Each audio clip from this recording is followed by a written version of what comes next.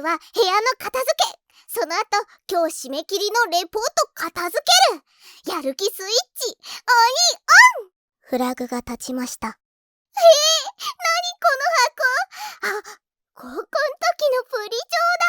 ナッツ。うわ、てか私この頃の前髪、超うますぎん。紙造形じゃん。私美術館案件。過去の髪型に誇りを持ってる人初めて見た。てか、話脱線すんの早。